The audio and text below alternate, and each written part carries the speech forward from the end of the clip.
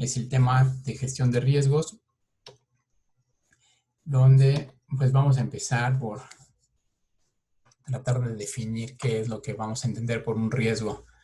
La sesión pasada hablábamos sobre el tener un propósito, ¿no? Que lo podríamos definir como tener igualmente una meta, y que muchas veces podríamos imaginarnos que simplemente, pues ya que nos definimos esa meta, simplemente hay que avanzar hasta conseguirla, pero en la realidad lo que nos vamos a estar encontrando es que, pues sí, tenemos a la vista nuestra meta, pero en el camino van a aparecer muchos obstáculos que no necesariamente tenemos visualizados desde un primer momento, y que en buena medida el alcanzar a visualizar la probabilidad de su ocurrencia pues nos va a servir para efectivamente llegar a nuestra meta y no quedarnos en el camino.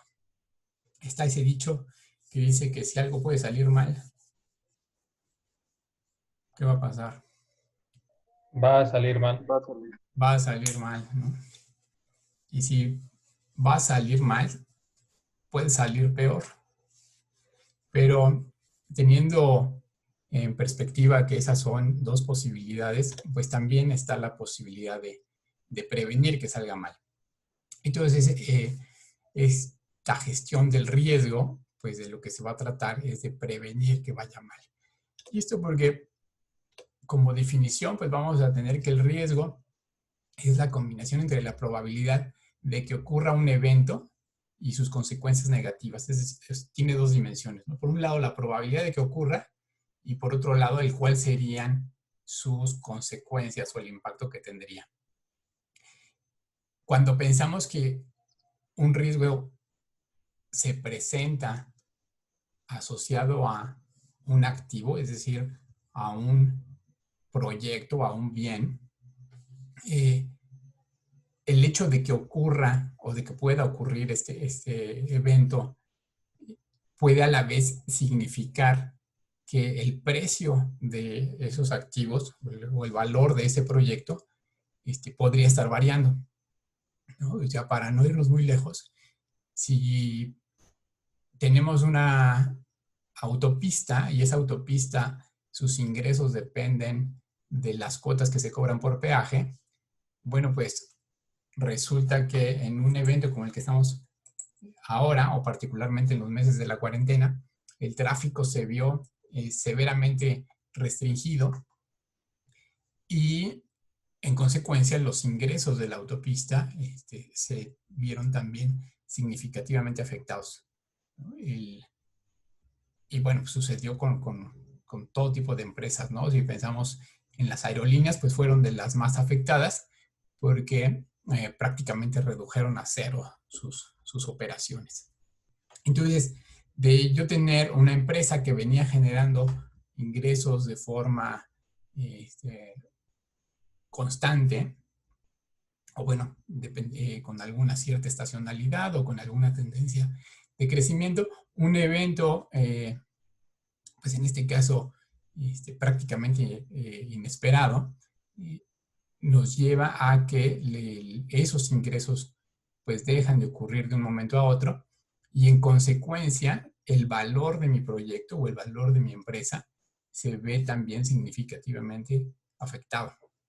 O sea, si a alguien hace un año le hubieran dicho que le vendían una aerolínea, pues seguro que el precio de esa misma aerolínea es totalmente distinto de entonces al que tiene hoy, en que sus operaciones apenas están tratando de retomar, y seguro que también muy distinto del valor que mostró en los meses de mayo, abril y mayo, cuando estábamos en el periodo de la cuarentena repartida por todo el mundo, en el que el número de operaciones aéreas pues disminuyó muy sensiblemente, ¿no? O sea, teníamos muchos países que tenían cerrados los vuelos internacionales, y que en sus vuelos domésticos también tenían esas restricciones. Entonces imaginen el escenario para esa aerolínea en la que su fuente de ingresos, que es el transportar pasajeros y transportar mercancías, pues se ve interrumpido.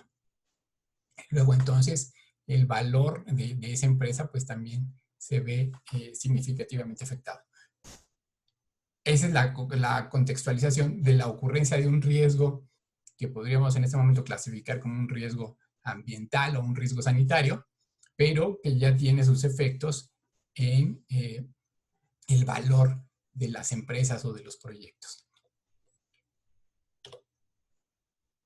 Bueno, ya en este momento estoy mencionando pues uno que está muy a la vista y todos los días tenemos que estarlo recordando, de esta pandemia, que pues es un evento que no es que ocurriera todos los días. De hecho, pues las expectativas de que sucediera, aunque ya había habido quienes manifestaban que era algo que podía ocurrir en un escenario de tiempo relativamente corto, pues para el general de la población escapaba de nuestra imaginación el siquiera que pudiera tener esta magnitud. Pero ¿qué otro tipo de riesgos se les ocurre o vienen a su mente pueden existir? A ver, escucho ejemplos. Pérdida de mercado. Y cuando dices mercado, Foxana, ¿a qué te refieres? Pues imaginemos, por ejemplo, en el cambio de una vialidad pública a una de cuota. Cuando la pública la mejoran, la de cuota se va a ver menos atractiva para Ok, los que no puedan pagarla, ¿no? ok. Pues entonces ahí estás hablando en función mucho de las preferencias y las posibilidades de los compradores o de los usuarios, en este ejemplo que planteas de una autopista, al poder elegir entre diferentes opciones, pues en algún momento una de esas opciones es la que toma la preferencia de los consumidores, y en ese sentido podríamos decir que la otra opción pierde su mercado. Pues sí, es una forma de entender los riesgos del mercado, cuando quienes están realizando las compras o pagando por el servicio de determinado proyecto, eh, y modifican esos patrones de consumo para cambiarse a otra opción, estamos hablando de esa pérdida de mercado, ¿no? O sea, de pronto ya no encuentro a quién venderle el servicio que estoy ofreciendo. Y que, bueno, un poco distinguiéndolo del que comentaba en un primer momento del riesgo sanitario, aquí cuando lo aislamos, ese riesgo, sobre todo lo veríamos en función de esa posibilidad de elegir diferentes alternativas como consumidores. Y entonces, bueno, pues los que no se ven favorecidos con esta elección, podríamos decir que pierden mercado, si es que ya lo habían atendido, o bien cuando no logran entrar al mercado, ¿no? Lo comentaremos ahorita, pero hay la posibilidad de que ofrezcamos un servicio y ese servicio de pronto no encuentra realmente quien se interese en adquirirlo o en pagar por él. ¿Qué otro? ¿Quién más? ¿Un cambio de gobierno puede ser?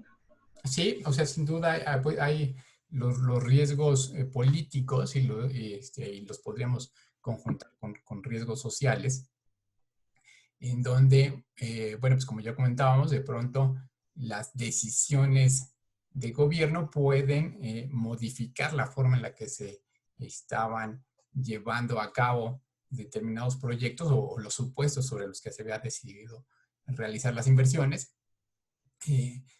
Es también un tema que a últimos meses pues tiene mucha vigencia en nuestro país, ¿no? Ya habrán escuchado discusiones a propósito de los proyectos energéticos, de energía, y el cómo se están modificando algunos criterios para darle preferencias a determinadas alternativas. Y bueno, pues eso representa la materialización de un riesgo político, ¿no? O sea, quienes deciden invertir en este tipo de proyectos de energía, bueno, pues algo que tendrían que haber visualizado eventualmente era la posibilidad de que se modificaran los criterios con los que operaba el gobierno y, bueno, pues también valorarlo dentro de sus decisiones. Y lo vamos a discutir ahorita en la sesión. Ante esa posibilidad, pues uno trata de establecer ciertas estrategias que permitan controlar o gestionar esos riesgos. ¿Qué otro?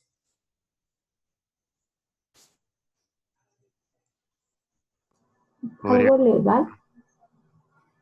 ¿Riesgos legales? Ajá, como que se incumpla algún contrato y pues eso. Okay. Sí, de acuerdo, Diana. Bueno, estos instrumentos, o sea, los contratos, justo cumplen o tienen el propósito de acotar esos riesgos legales al preverse en los mismos las posibilidades de que de pronto suceda un escenario adverso, ¿no? Y entonces ahí establecer obligaciones y derechos para las partes. Pero de pronto tenemos, por ejemplo, tal vez recuerden algún evento en alguna mina y en el norte en el que hubo un derrame de desechos químicos. Entonces, bueno, pues ahí hay primero una afectación ambiental y entonces, bueno, podríamos ver el riesgo en términos de sus afectaciones ambientales, pero posteriormente vienen riesgos legales derivados de las demandas que presentan los afectados. Y, bueno, pues una organización en general tiene que prever también que como parte de su actividad de pronto está expuesta a que le sucedan cosas que le pueden implicar demandas y esas demandas a la vez llevarlas a que tengan que realizar pagos por indemnizaciones, ¿no? Entonces hay un riesgo legal asociado a otro tipo de riesgos, pero que se puede llegar a traducir en pérdidas para las empresas o para los proyectos. Entonces, sí, bien dicho, riesgos legales. ¿Qué otro? ¿Podría ser las competencias emergentes? Está bien, Carlos, se parece un poco a lo que comentó Oxan sobre los riesgos de mercado. Van a ver, la siguiente semana estaremos platicando a propósito de los estudios de mercado y de las estrategias competitivas, pero en efecto, o sea, hay dentro de los riesgos de mercado podremos particularizar con los que están asociados a la competencia. Entonces, cuando alguna de las empresas que se dedican a prestar servicios similares o equivalentes a los que yo proveo o a los productos que fabrico, esas mejoras que le pudieran estar realizando a su producto o servicio, pues me representan a mí el riesgo de que pierda mercado en función de que los consumidores o los usuarios modifican su preferencia para irse por la otra opción. Entonces, sí, eso también existe. Y además también podríamos pensar en escenarios en que los competidores hacen cosas o emprenden acciones deliberadamente con la intención de afectar mi operación, ¿no?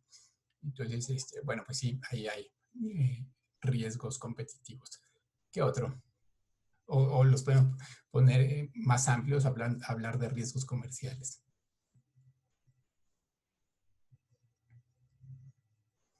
Otro ejemplo de una fuente de riesgo. ¿El clima o el ambiente? O no sé cómo decirlo. Sí, clima. Sí, el medio ambiente, pues si pensamos que estamos en la temporada de huracanes, pues vean lo que está pasando en Tabasco. Sin duda, están expuestos a ese riesgo, ¿no? Ya tienen el estar ubicados en la franja de incidencia de los huracanes y se agrava por el hecho de que la topografía del lugar pues no facilita que los escurrimientos se desahoguen con agilidad y bueno, pues eso lleva a escenarios en los que se presentan inundaciones intensas, ¿no? Ese sería un ejemplo. Si lo ponemos en la categoría de riesgos naturales, bueno, pues la Ciudad de México está expuesta a la ocurrencia de sismos. Y esos sismos, dependiendo de su magnitud, pues pueden tener daños de consideración. Pues lo hemos visto, ya les tocó a ustedes el temblor de hace 2 años y medio, 2 años, sí, no, ya fueron 3 años, ¿verdad? Del 2017, en donde pues hay diversas edificaciones que se ven dañadas y algunas colapsan o quedan en el punto de ser inoperantes, ¿no? Entonces sí, los fenómenos naturales son una fuente de riesgo para los proyectos o para las organizaciones en general. ¿Algún otro?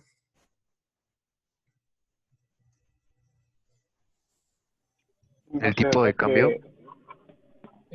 Sí, Sergio, hay un conjunto de riesgos financieros dentro de los cuales podríamos identificar al tipo de cambio. A ver, ejemplifícame cómo el tipo de cambio podría afectar el valor de una empresa o de un proyecto.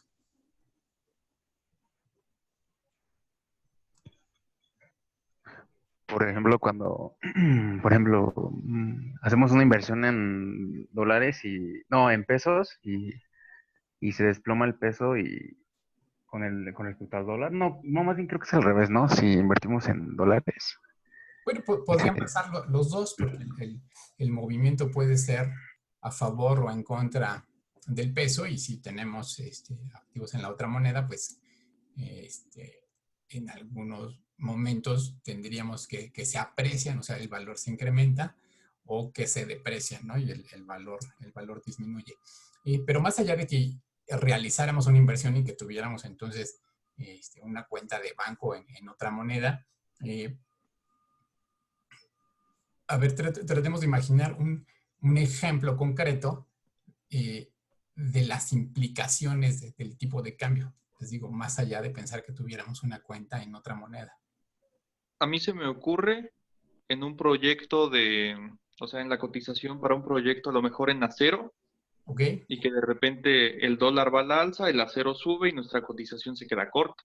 Ok, bien, Fernando. Sí, ese es un ejemplo, ha pasado en varios proyectos de ingeniería que se quedan en el camino o que en el camino entran en dificultades por no asegurarse de que los principales insumos pues estén presupuestados considerando la posibilidad de que tengan variaciones importantes en el tiempo. Entonces, bueno, pues en los edificios que van a ser acero, y sobre todo porque muchos de esos perfiles no son fabricados en México, sino que son de importación, pues puede llegar a ser una parte importante del presupuesto, y si hay movimientos en el tipo de cambio, pues puede afectar por completo las proyecciones de rentabilidad de un proyecto.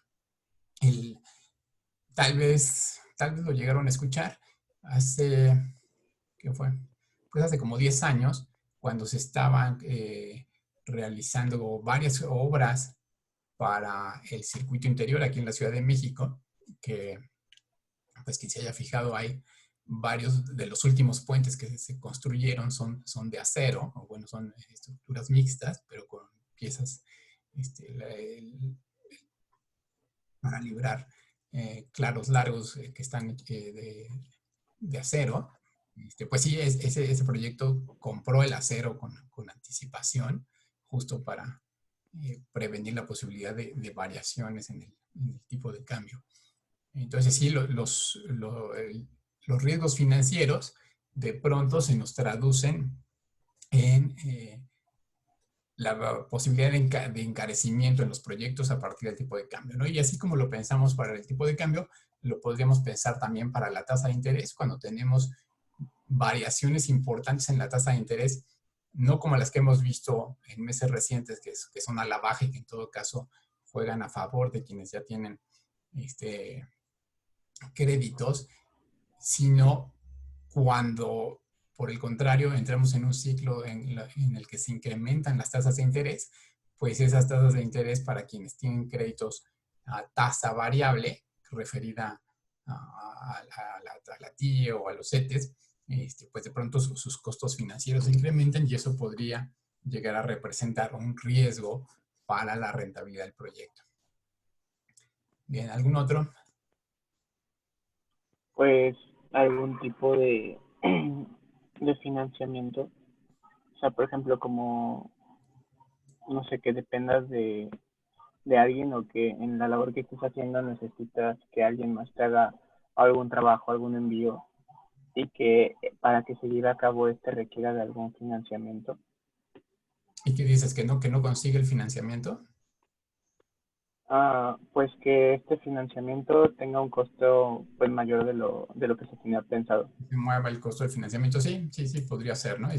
Que ahí estaríamos, pues, habría que entender por qué se mueve el costo de ese financiamiento. Muy directo sería, una opción sería por cambios en la tasa de interés, pero de pronto también podríamos pensar en cambios en la calificación crediticia, ¿no? Ya por ahí revisamos algunas notas en donde nos hablan del caso de Pemex, en el que como para obtener financiamiento en las fechas más recientes le ha salido más caro. ¿Por qué? Porque las condiciones macroeconómicas llevan a pensar que puede tener más dificultades para pagar que las que se vislumbraban hace algunos meses, ¿no? Y bueno, el caso de Pemex es uno que ejemplifica los riesgos que hay en el mercado. Su principal producto, que es justo la extracción de petróleo, pues está sujeto a la demanda. Y esa demanda, pues en buena medida depende de la actividad económica, no solo en México, sino a nivel mundial.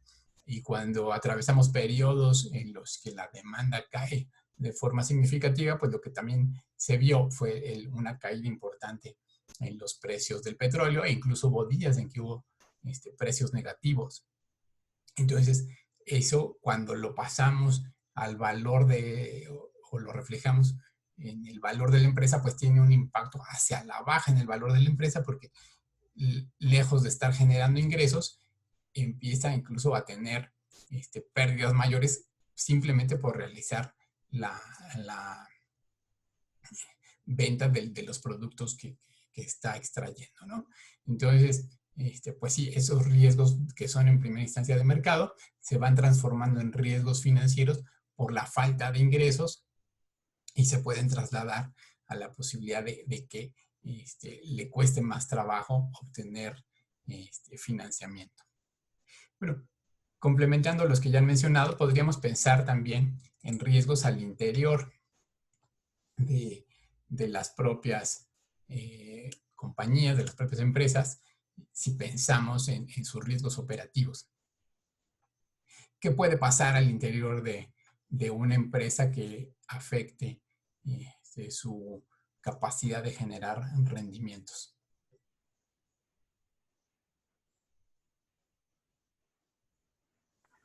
¿Podría repetir este último, profesor? A ver, perdón, Sergio, no te entendí bien.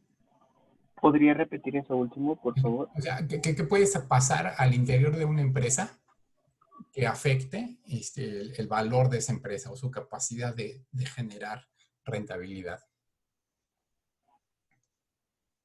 Que su activo más importante o creador muera, se vaya con la competencia o se acabe su contrato. Estás hablando de su personal o de su know-how. Pues estaba pensando más como, no sé, en la industria del cine, el creador, ¿Ok? O sea, o por ejemplo, está en la bien. industria. Ujú. Estás hablando bueno, no me sé bien cómo funcionan los contratos en el cine, pero vamos a pensar en un artista que tiene exclusividad para trabajar con determinada compañía. Llega el momento en el que termina su contrato y no le renuevan, más o menos a eso te refieres. Pues sí, a veces sí, o, por ejemplo, bueno, no, esto no pasó, pero imaginemos que se murió el señor que creaba todas las películas de Marvel Ok, y que Marvel ya no tuviera ideas para crear éxitos de como acuerdo. los de él, Ok. pues se va a la quiebra, ¿no? Pues sí, o sea, es un ejemplo de algo que podría pasar. De pronto, o sea, ese ejemplo extremo que planteas no cae tanto dentro de la operación de la empresa, pero bueno, incide desde el interior de la empresa, ¿no? Cuando piensas que quien es la fuente de sus productos, que es un producto cultural, y ya no está ahí para seguir creando, pues sí, o sea, tendría efectos en la capacidad de la empresa para seguir generando, en este caso, películas que luego pueda comercializar. Pero, bueno, ese está un poco intangible, pero sigue siendo un buen ejemplo. Pensemos en cosas más concretas. ¿Qué pasa, por ejemplo, si en una empresa de estas tecnológicas, qué se les ocurre que puede suceder al interior de la empresa que de un día para otro pudiera representar un riesgo importante para que la empresa siguiera funcionando adecuadamente? Filtraciones de información. Ok, ¿no? O sea, que pierda información sensible, ¿no? Tanto de sus proyectos, o sea, que la competencia pudiera conocer qué es lo que va a hacer como información de terceros, ¿no? Que es la que nosotros como usuarios depositamos en ellos, y que si se conoce de que tienen una pérdida masiva de información, pues podríamos llegar al punto en el que los usuarios o sus clientes llegaran al punto de decir, pues mejor cierro mi cuenta porque ya no quiero correr el riesgo de que mis datos estén circulando ahí libremente, porque resulta que esta empresa no puede garantizarme la seguridad de esos datos. ¿Ok? Y entonces, esos riesgos en la operación, pues pueden ser tecnológicos, ¿no? O sea, podríamos pensar que en parte tiene que ver con la infraestructura de estas compañías, o puede tener que ver con su seguridad interna, ¿no? Y la forma en la que asegura de que sus colaboradores no incurran en prácticas que se transformen en pérdidas de información. Entonces, bueno, esos riesgos están al interior de la empresa y inciden en la operación de la misma, y bueno, pues son otra fuente de riesgos. Y así se nos podrían ocurrir un montón, ¿no? Y los podríamos clasificar. ¿Alguien tiene una pregunta o quería comentar algo? Ah, sí, de lo que dijo el compañero, o sea, de filtración de información. Ok. Por ejemplo, ahorita con lo de las vacunas, o sea, no tanto de que una empresa o un trabajador de una empresa tecnológica filtre la información, sino, por ejemplo, cuando hay hackeos, ¿no?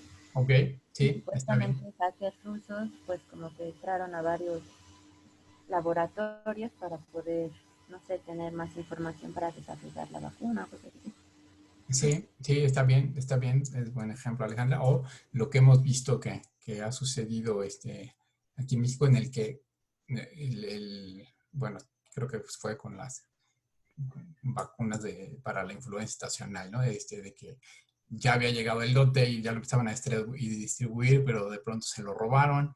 Entonces, esos eventos que suceden bajo el control de una organización, en este caso a lo mejor ya diríamos directamente de las autoridades de salud, pues es un riesgo dentro de su operación. La posibilidad de que personas ajenas a la organización pues cometan como tal un robo, o de que personas que desde adentro vean la ocasión de robarle a su misma empresa, con el propósito de obtener un beneficio por fuera de la misma, ¿no? Entonces sí, y todo esos ejemplos pues se refieren a riesgos que pues si bien pueden tener relación con otros factores fuera de la empresa, en buena medida la posibilidad de prevenirlos está dentro de la misma empresa, ¿no? Bien, ¿alguien más? ¿Algún otro comentario sobre fuentes de riesgos? No sé, algún daño directo en sus insumos. ¿Cómo qué, Sergio? No sé, o sea, que quizá por la calidad de maquinaria o de lo que necesiten para realizar su producto o servicio, se resulte dañada y ya no les permita continuar con operaciones. Ok, sí, de acuerdo, ¿no? Sobre todo cuando tenemos maquinaria que no es digamos, común, ¿no? Que son equipos únicos, hechos sobre pedido, y si de pronto ese equipo pues tiene una falla importante, pues va a dejar de estar funcional, y al dejar de estar funcional, pues la empresa estaría exponiéndose a no poder cumplir sus compromisos, y en primera instancia pues dejar de recibir los ingresos derivados de la realización de los mismos, y luego estar expuesta a riesgos legales derivados de que sus clientes la pudieran demandar. En fin, sí, en efecto, pues el manejo de nuestros equipos tendría que estar gestionado de tal forma de prevenir que sucedan estos eventos en los que nuestros equipos críticos dejaran de funcionar. Bien, bueno, les digo, puede haber muchos más, ¿no? Justo esto nos lleva a que lo primero que vamos a hacer para gestionar los riesgos es buscar identificarlos. Y parecido a lo que estábamos haciendo en este momento, esa identificación en buena medida parte de pues, hacer una lluvia de ideas, de pensar, oye, ¿qué es lo que podría salir mal en este proyecto que estamos emprendiendo, o en la operación de nuestra empresa, qué es lo que podría salir mal? Y eso como primer paso para luego pensar, si es que ocurre, qué efectos tendría, y ahí estamos hablando de la evaluación. De ahí pasar a la definición de cómo los vamos a gestionar, o sea, de estas estrategias de gestión de riesgos, y en el tiempo, el monitoreo y control de los riesgos identificados. Y es un proceso que sería iterativo. El hecho de que hoy identificáramos cuáles son los riesgos a los que está expuesta nuestra operación, no quiere decir que sean los únicos. Normalmente lo que se hace es justo estar teniendo un programa de administración de riesgos en los que se pide a todos los involucrados en el proyecto que si identifican un posible riesgo, pues lo notifiquen para que se puedan empezar a planificar acciones que permitan hacer la gestión del mismo.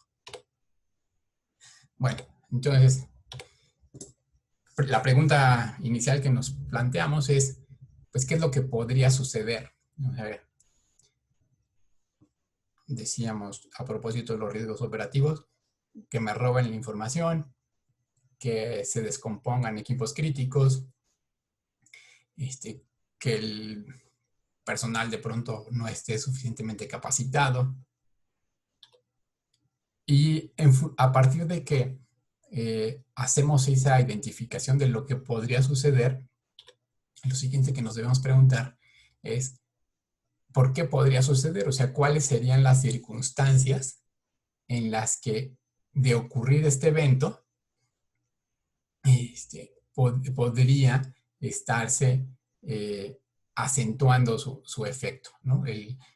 O mejor dicho, o sea, ¿qué factores van a incidir en que este evento eventualmente ocurra?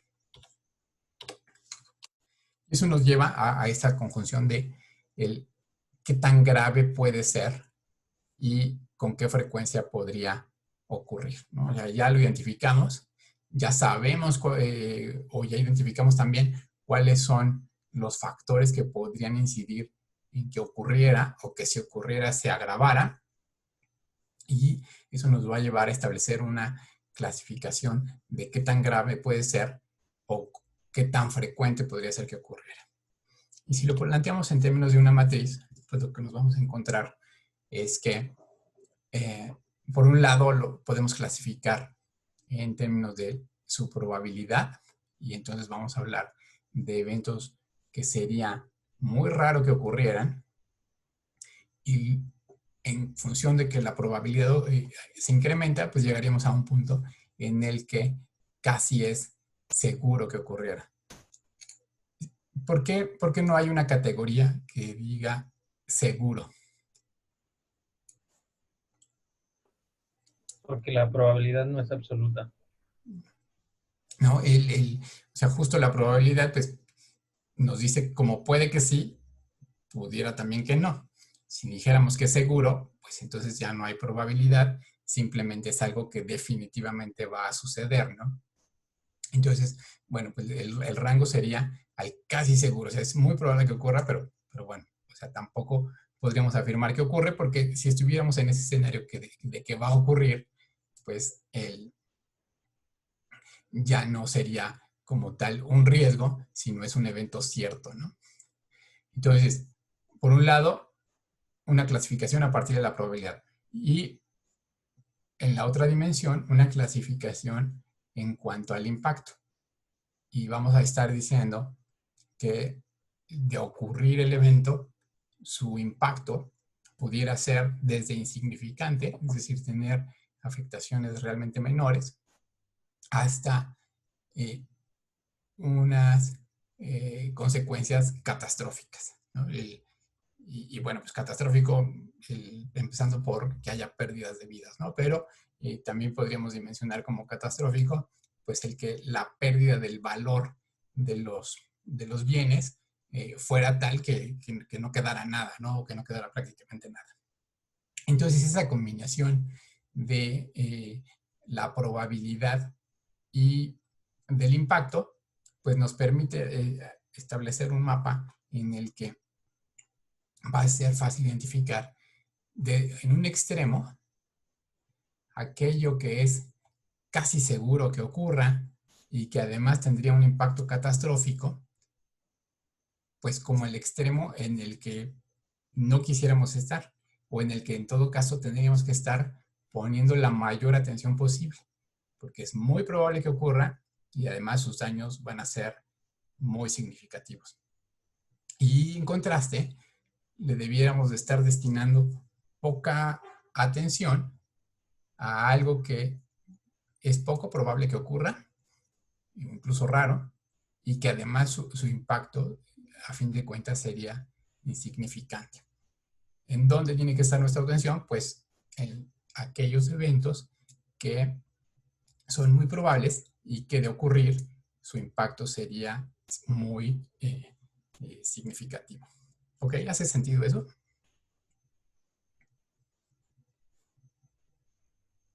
Sí. ¿No? O sea, digo, hoy que está haciendo frío, si tuviéramos que preocuparnos por el clima, bueno, pues no le vamos a dar la misma atención a simplemente una baja en la temperatura comparado con un evento como podría ser un huracán categoría 5, ¿no? Entonces, esas dos dimensiones son las que me van a permitir establecer esa jerarquía en cuanto a la atención que le debiera estar brindando y a la vez me va a permitir establecer mis estrategias de gestión. Y estas estrategias de gestión las empezaríamos por definir en términos de lo que entonces habría que evitar, ¿no? O sea, si es algo muy probable que ocurra y además el impacto que esperamos es catastrófico, pues eventualmente lo mejor es, pues mejor no voy, ¿no? ¿Algún ejemplo que se les ocurra para poner en esa categoría?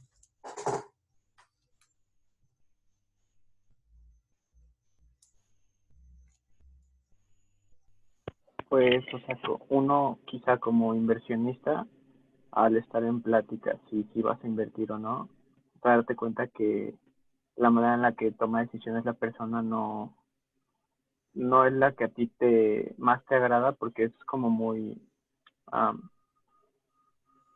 errática, o sea, Okay. pues puede variar mucho, o es muy voluble en cuanto a su toma de decisiones y tu dinero podría estar en riesgo por eso. De acuerdo, ¿no? Bueno, sí, así puesto en genérico,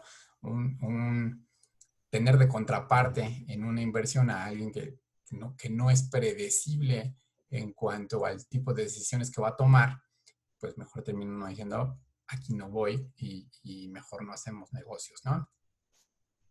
A ver, otro ejemplo.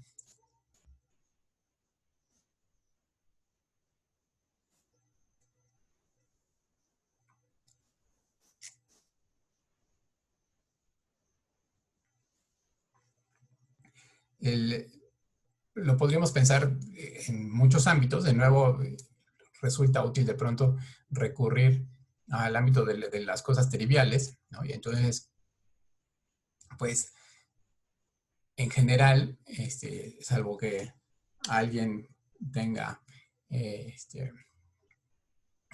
sus contactos secretos, pues ir por una carretera secundaria en Jalisco en la noche, pues tal vez no suena tan prudente, ¿no? O sea, es algo que cabe evitar. ¿Por qué? Pues porque de pronto esas carreteras están ocupadas por los cárteles, y si me encuentro con un cártel, pues las probabilidades de que eso salga mal serían elevadas, y que las consecuencias de encontrármelos, pues a la vez también pudieran ser muy desastrosas, ¿no? Entonces, ¿qué hago? Pues mejor simplemente no viajo de noche por esas carreteras, ¿no? Como un ejemplo de evitar el riesgo. Ahora, hay circunstancias que aun y cuando sabemos que son muy probables que ocurran y que las consecuencias podrían ser catastróficas, pues de pronto no se pueden evitar, o aún así el reto que implican y la posibilidad de obtener ventajas de realizar exitosamente ese proyecto pagan el riesgo, pues vamos a encontrar que entonces habrá proyectos en los que aún y cuando se trata de muy probable la ocurrencia de un evento y que eventualmente tendría un impacto muy significativo, aún así lo vamos a hacer. Y en esa categoría podríamos poner, por ejemplo, el pensar en los rascacielos aquí en la Ciudad de México, ¿no? O sea, ya sabemos que aquí tiembla, y ya sabemos que tiembla fuerte. Entonces, cuando lo vemos en un horizonte de tiempo, es decir, a ver, ¿cuál es la posibilidad de que en los próximos 50 años tengamos un temblor de 8 grados Richter? Pues seguramente va a volver a ocurrir, ¿no? O sea, ahí está el historial de sismos, y podemos encontrar que, bueno, si 30 años después coincidió que el 19 de septiembre volvió a temblar, pues bueno, la posibilidad de que vuelva a ocurrir, e incluso otro 19 de septiembre, pues ya está ahí puesta, lo que nos habla de algo de que es muy probable que ocurra. Y en el muy probable que ocurra, lo que puede variar de pronto es el tamaño del impacto. Ahí entra mucho en juego, pues justo todas las acciones que desde la ingeniería podemos poner en marcha para disminuir el tamaño del impacto. Y cuando hacemos un diseño estructural y construimos con altos estándares, pues lo que estamos haciendo es disminuir el tamaño del impacto que tendría la ocurrencia de un evento que ya sabemos que es muy seguro que ocurra. ¿Ok? ¿Cómo lo vamos a atender? Bueno, pues justo poniendo muchos controles en el diseño o la implementación de ese proyecto.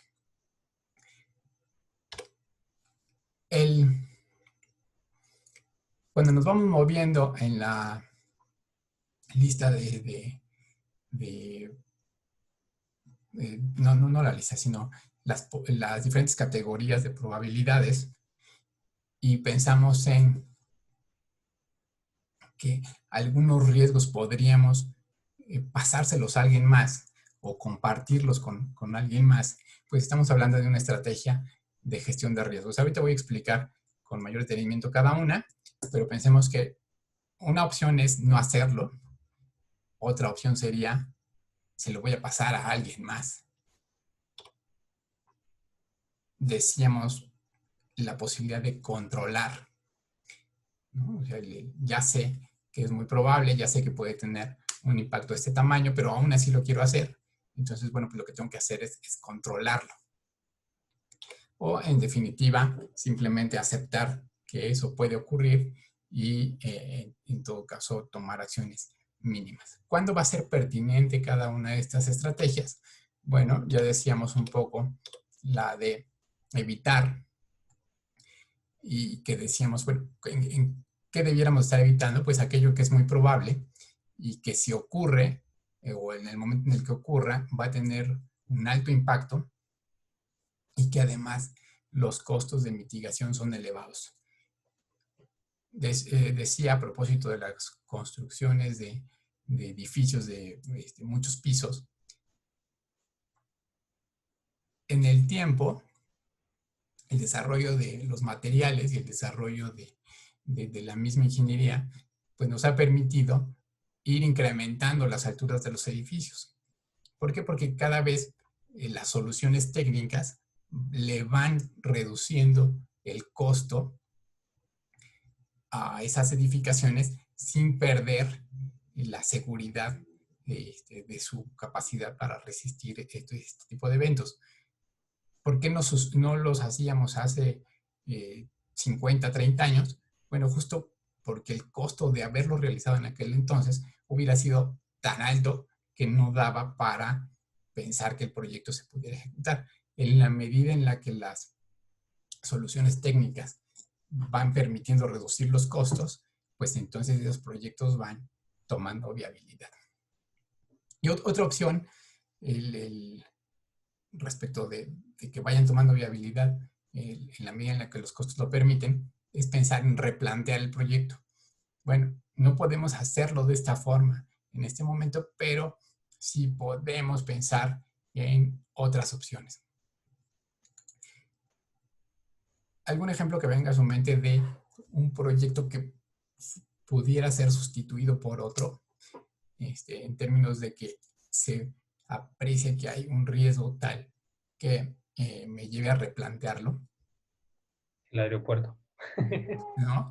Para seguir con el ejemplo, fíjense cómo lo podemos ver también o analizar desde la perspectiva del riesgo. O sea, ya decíamos la clase pasada a propósito de la visión, ¿no? Y de cómo la visión pudo haber jugado en la definición del proyecto y su continuidad. Pero bueno, ya puestos en que ya estaba en marcha, pues, ¿qué nos lleva a terminar o replantear ese proyecto? Y fíjense cómo entonces se hablaba de estos tres elementos. Por un lado, se incorporó con mayor fuerza a la discusión el impacto en términos ambientales, ¿no? Se decía, el que ese aeropuerto opere va a estar teniendo impactos ambientales que en un primer momento, no que no lo supiéramos, pero la forma en la que se discutieron públicamente tomó un matiz diferente. Los aspectos técnicos que se referían al mantenimiento, a los costos del mantenimiento, y que también ya sabíamos que estaban ahí, pues también se fueron acentuando y hicieron ver que pues es que esa construcción va a ser muy probable que requiera un mantenimiento muy costoso porque está ubicado en un terreno que tiene características que va a obligar a que eso suceda. Y entonces, el costo de mitigación ante la ocurrencia de esas deformaciones por el tipo de suelo, lo iba a ser muy costoso y, consecuencia, hay que terminarlo o replantearlo. Bueno, ya decíamos, estos dos elementos no es que no se supieran, lo que cambió un poco fue la valoración y la forma en la que fueron percibidos por el público en general como argumentos válidos para replantearlo. Pero vean cómo, desde la perspectiva de la gestión de riesgos, pues es una forma de justificar la decisión, ¿no? Por el alto impacto ambiental que iba a tener y por el muy probable sobrecosto derivado del mantenimiento que pues me lleva a justificar el no hacerlo. ¿Algún otro ejemplo?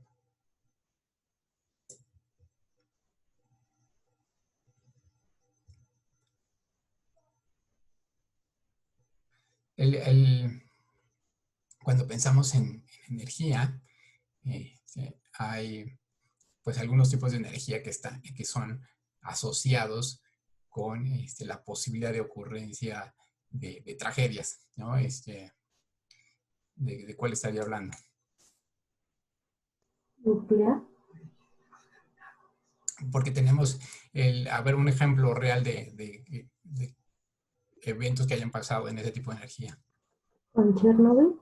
¿no? Entonces, en el caso de Chernóbil, pues era una planta de generación de energía eléctrica a partir de energía nuclear, y un día tiene una falla en el reactor que se traduce en una explosión, y bueno, pues ya habrán visto el documental, ¿no? De todos los daños a la salud que hubo en esa región y, bueno, en muchas otras derivados de ese evento.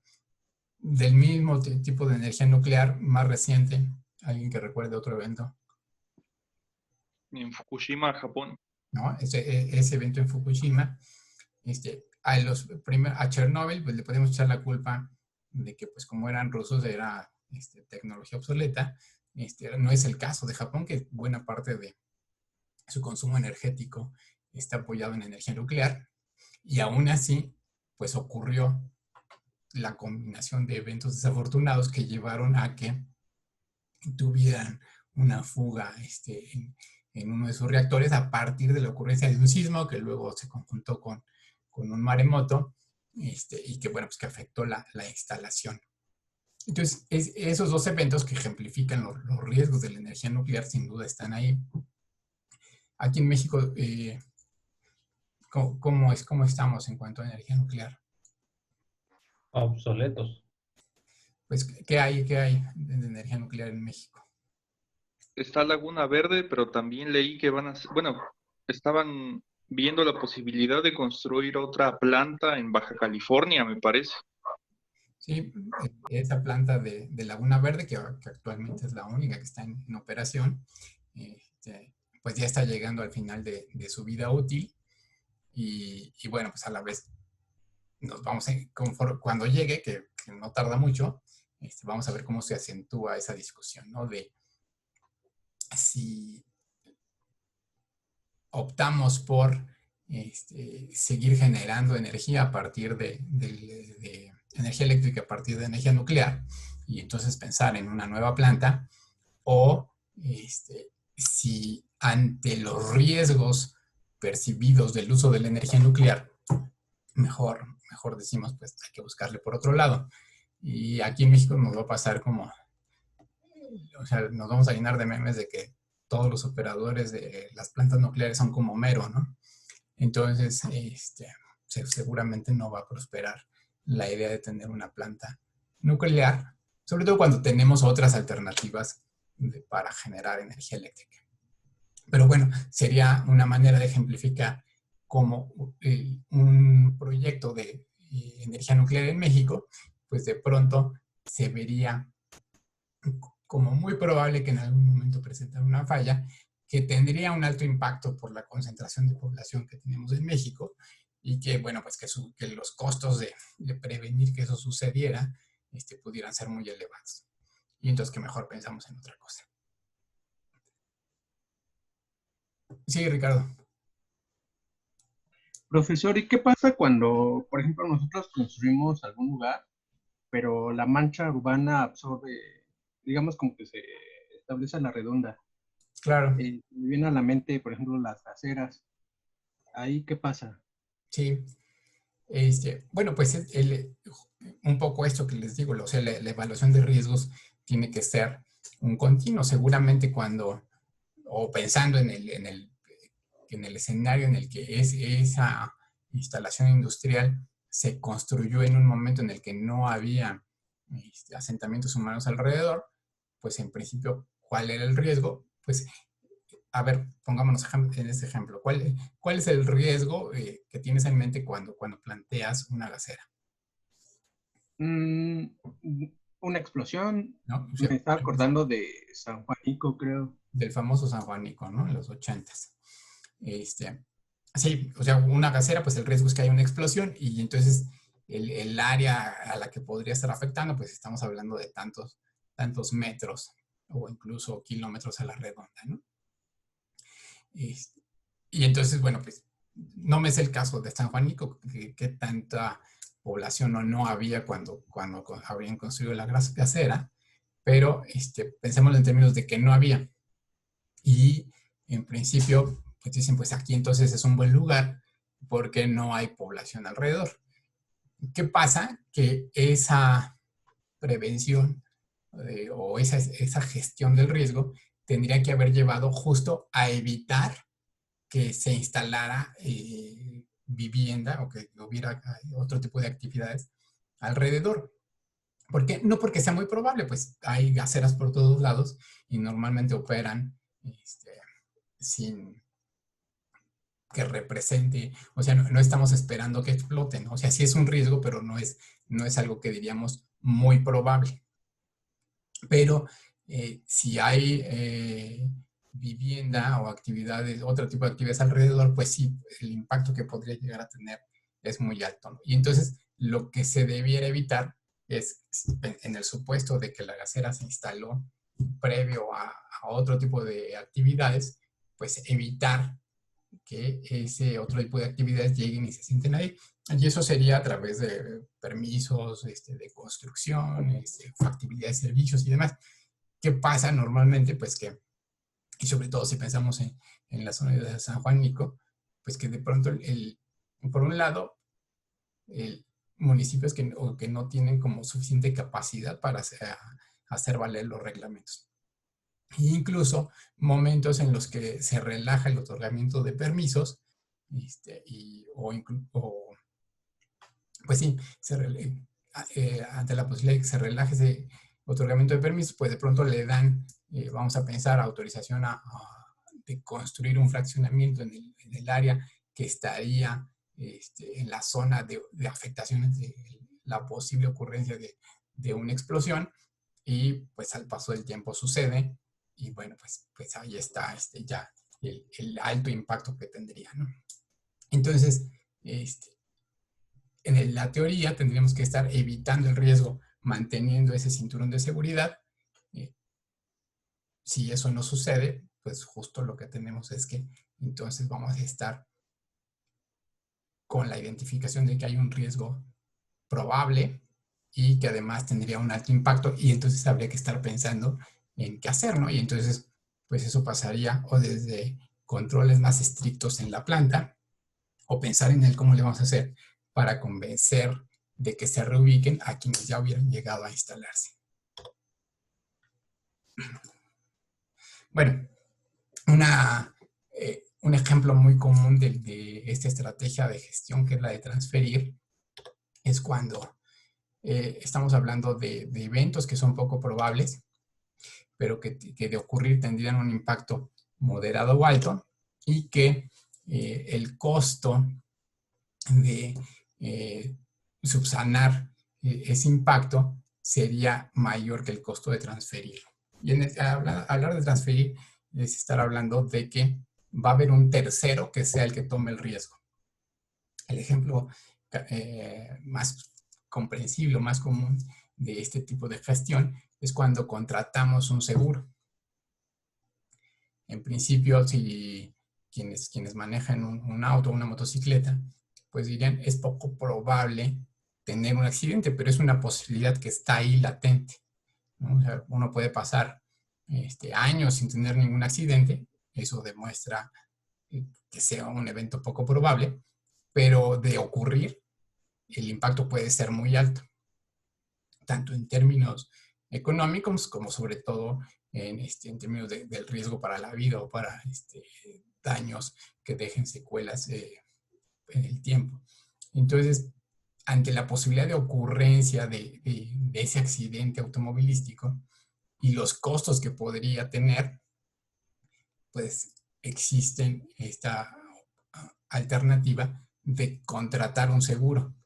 Entonces yo pagándole una prima relativamente pequeña a una compañía de seguros, en el caso de ocurrir el evento, esa compañía es la que va a pagar por los daños que se generen.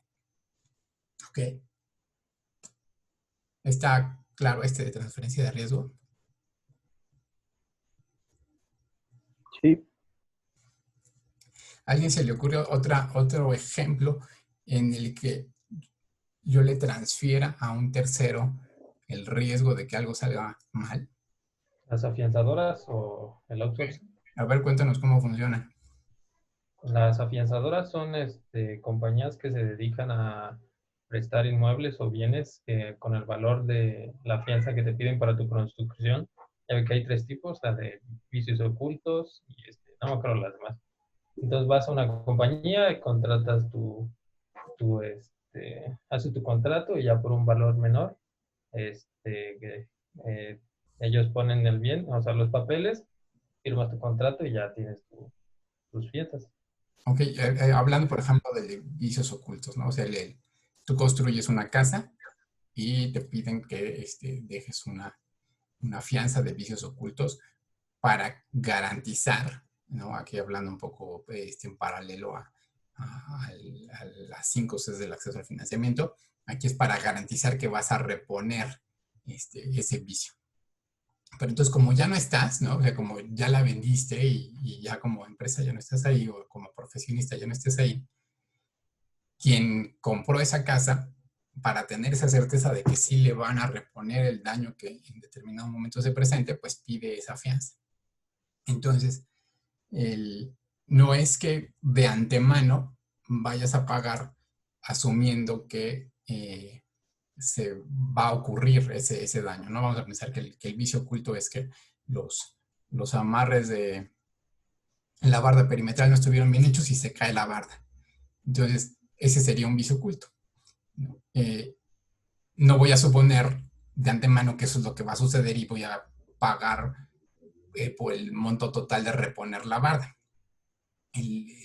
La afianzadora lo que hace es, pues tiene sus parámetros y a la vez conoce mi trayectoria como empresa y va a decir, bueno, pues tiene un historial de que ha construido bien, entonces le puedo dar una fianza por hasta tal monto, entonces pensemos que es el monto del costo de la barda, por una porción de ese costo total. Si ocurre el evento, pues va a entrar a garantizar que efectivamente se pague ese monto, pero yo como constructor, pues lo que voy a hacer es pagarle hoy una prima por mantener esa fianza como parte de mi contrato. Entonces sí, la afianzadora cumple las veces de alguien que asume el riesgo de parte mía a cambio de una contraprestación. ¿Algún otro ejemplo que alguien quiera aportar? Las empresas de factoraje, y creo que hay empresas que compran cartera de clientes, me parece, que normalmente son empresas de abogados que les compran la cartera.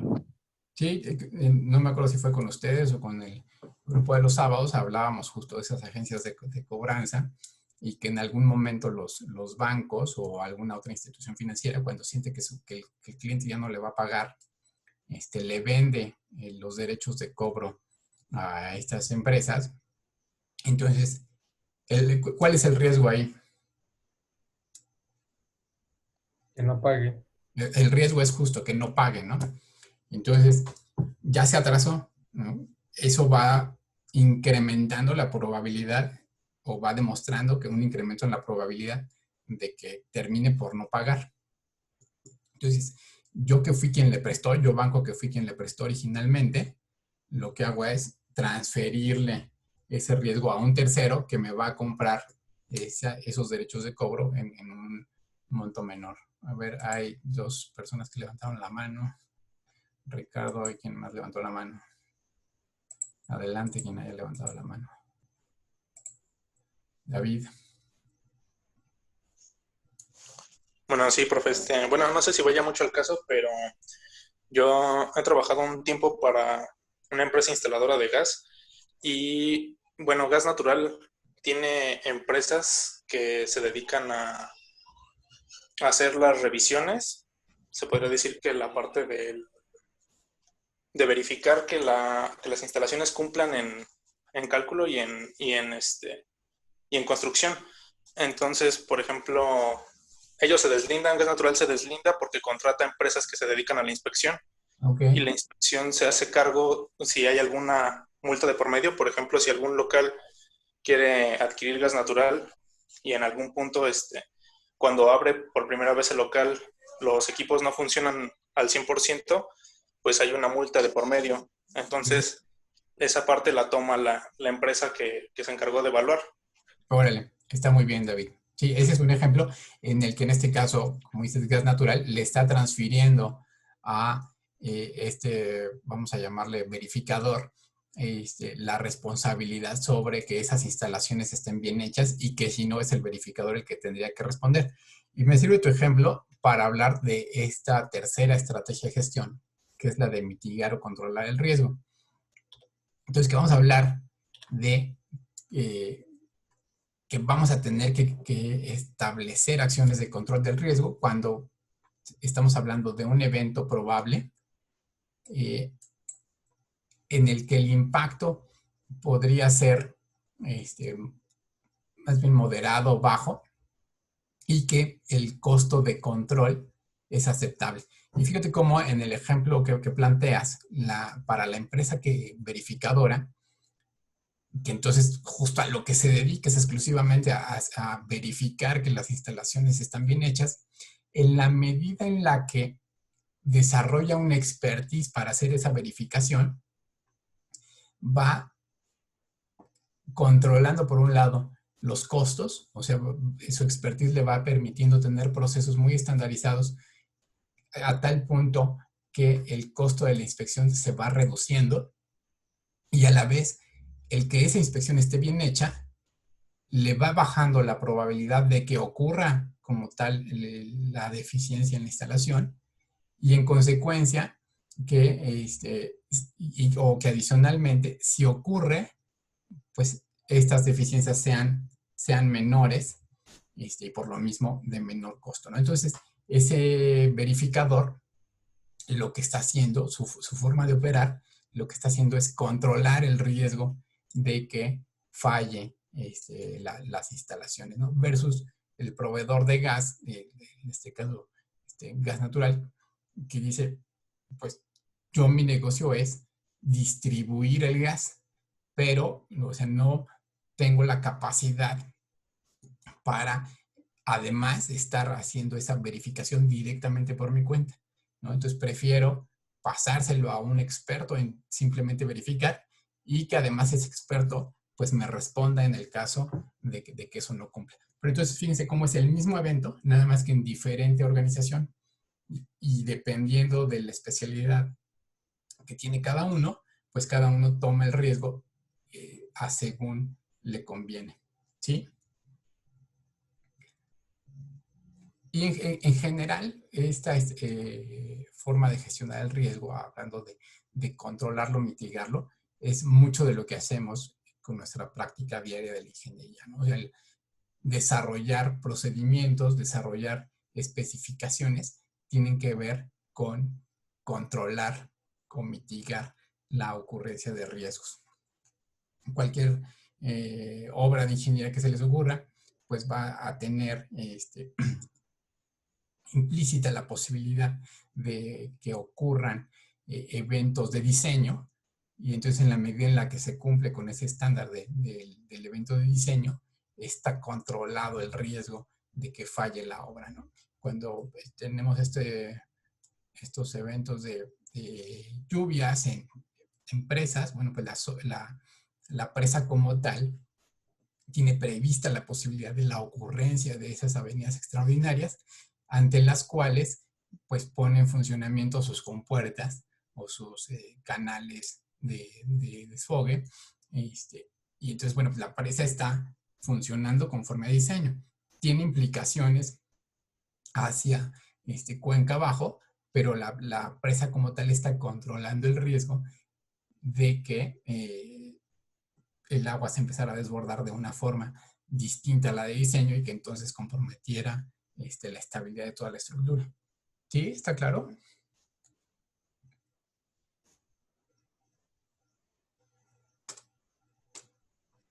¿Preguntas o alguien más que quiera aportar algún ejemplo?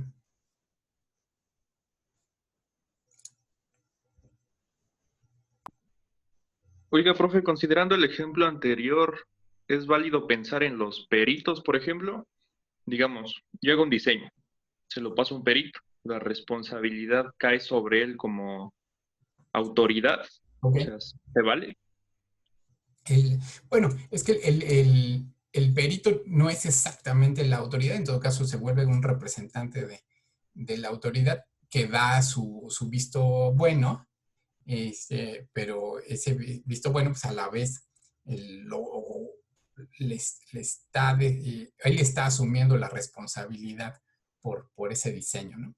Entonces, sí, o sea, es una forma de verlo, o sea, hay una transferencia del riesgo que en este caso además es una transferencia que está regulada, ¿no? O sea, él dice, a ver, vas a hacer determinado tipo de construcción.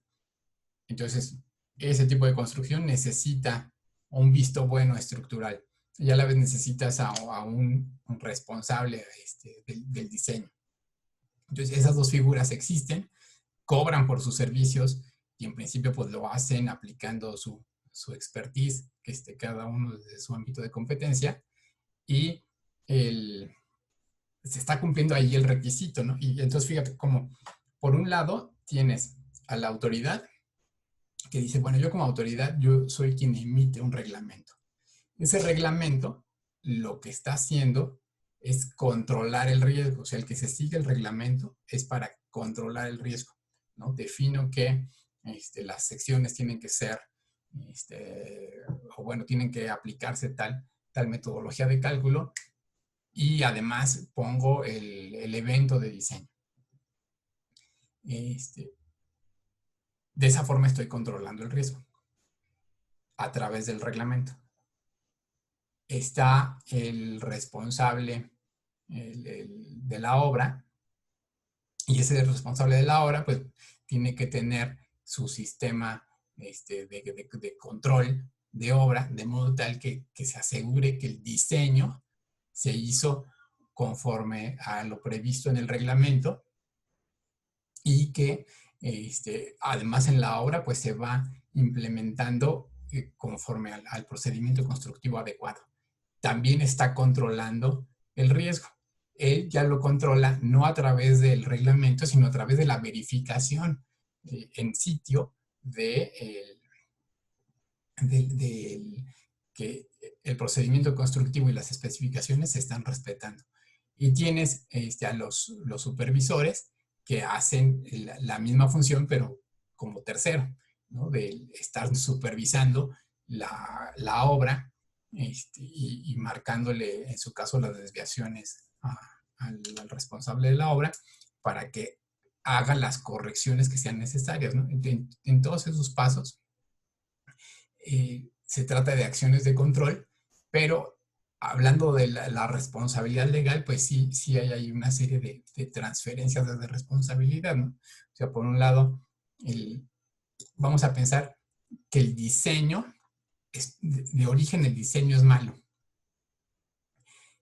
Si ese diseño es el que se presenta a la autoridad y la autoridad da la licencia de construcción, pues entonces la responsabilidad va a estar en la autoridad porque dio una licencia que no tenía que haber dado en tanto que el diseño era malo.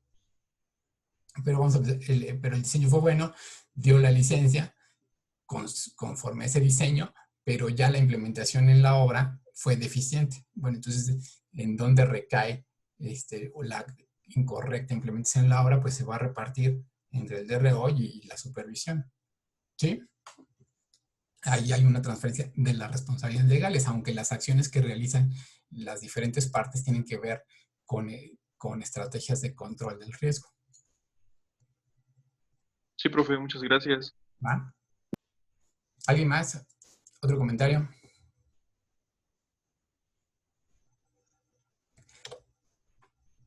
Bueno, y una cuarta estrategia o forma de gestionar los riesgos tiene que ver con simplemente aceptar que estos pueden ocurrir y no hacer mayor cosa respecto de los mismos.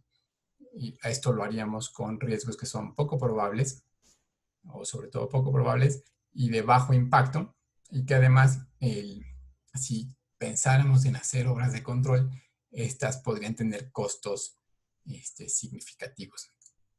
Ya alguna vez creo que habíamos hablado de las inundaciones o encharcamientos aquí en la Ciudad de México y hablábamos un poco de cuáles eran los criterios de diseño, ¿no? Y entonces, bueno, alguien me hacía el señalamiento de que ya el periodo de retorno para el diseño de alcantarillado pluvial en ciudades, pues tenía que ser, no recuerdo, 20 años o algo así.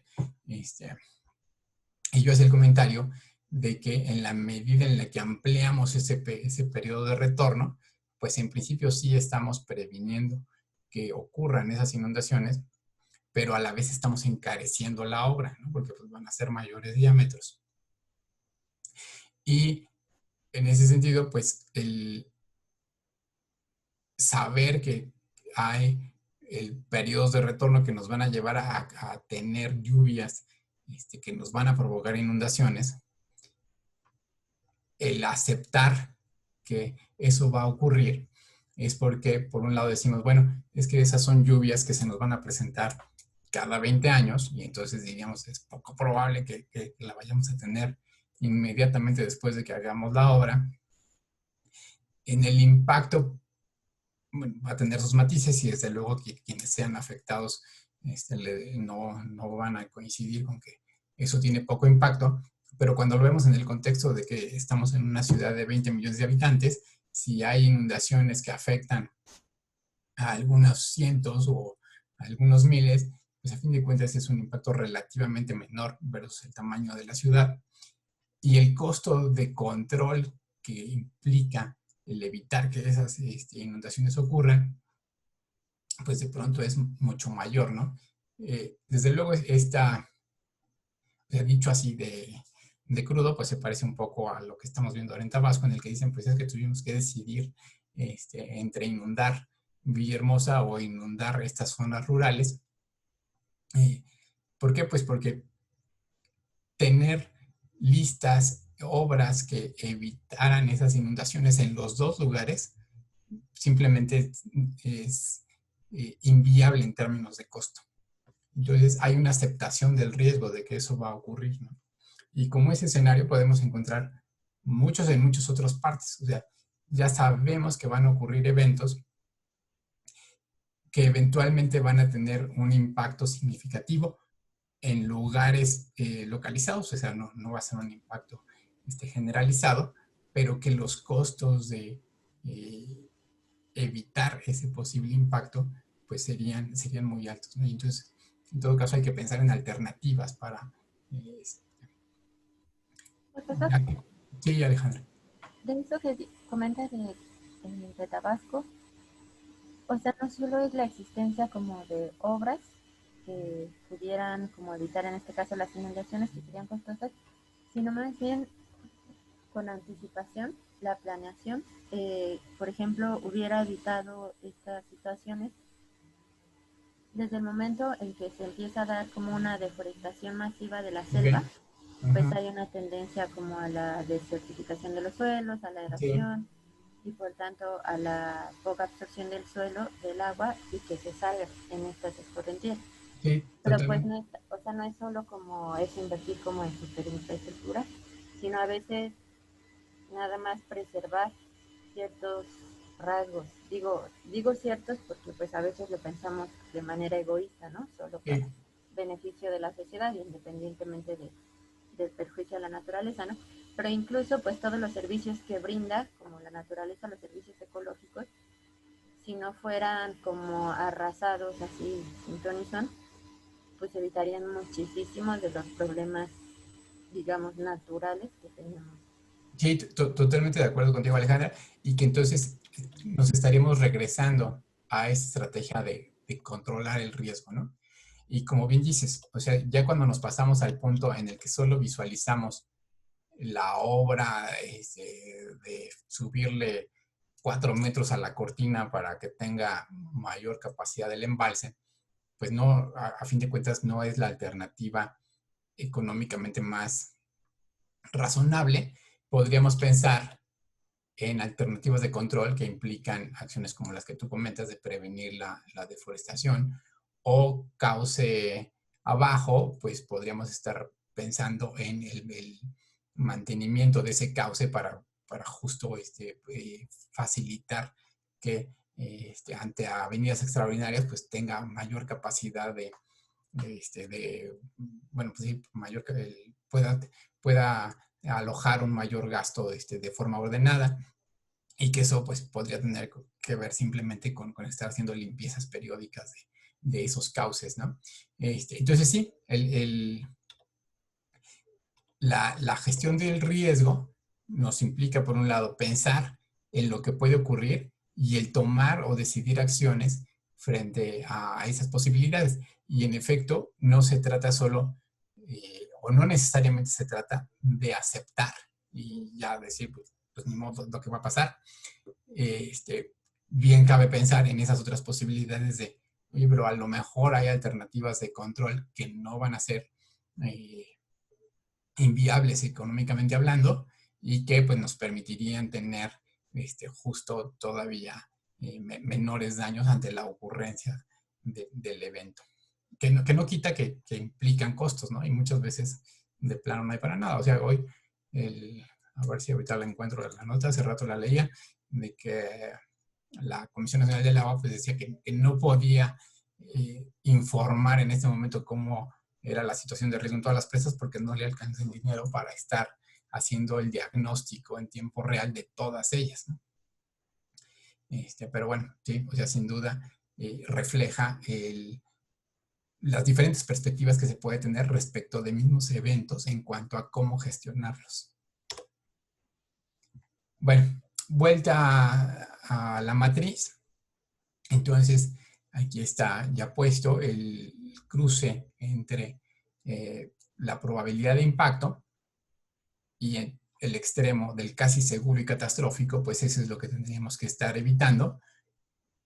Va disminuyendo la probabilidad y va disminuyendo el impacto, pero aún es muy probable y de un impacto significativo, pues estamos hablando de controles muy rigurosos, ¿no? Que sería el ejemplo de las plantas de energía nuclear, en las que sus controles son muy rigurosos, ¿no? O sea, no como Homero, sino el personal que trabaja en esas plantas, pues es personal que es muy especializado.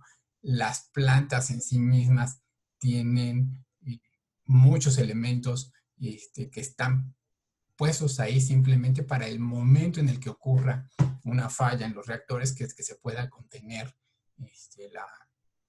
la dispersión de energía o de radioactividad. Y entonces, bueno, pues nos estamos refiriendo a esos controles muy rigurosos que desde luego pues implican también sus costos, ¿no? Y entonces, en la medida en la que disminuye la probabilidad, pero que estamos hablando de impactos que podrían ser significativos, empieza a tomar lugar la estrategia de transferir, que son básicamente los seguros o otros instrumentos financieros en los que va a haber un tercero que sea el que responda por el impacto económico. Va a haber también transferencias legales, como lo que comentamos a propósito de esa delimitación de responsabilidades en cuanto a la supervisión de obra o en cuanto a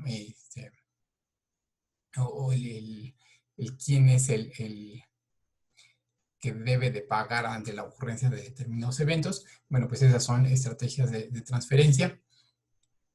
Eventos muy probables, pero con impacto moderado, pues estamos en esta categoría de controles en los que el control se puede ir relajando en la medida en la que el impacto va a ser menor.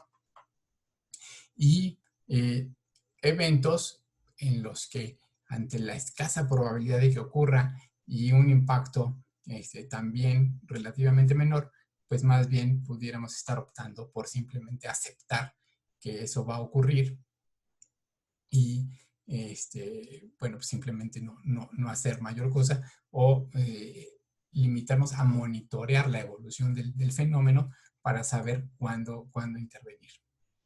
¿Alguna pregunta o comentario?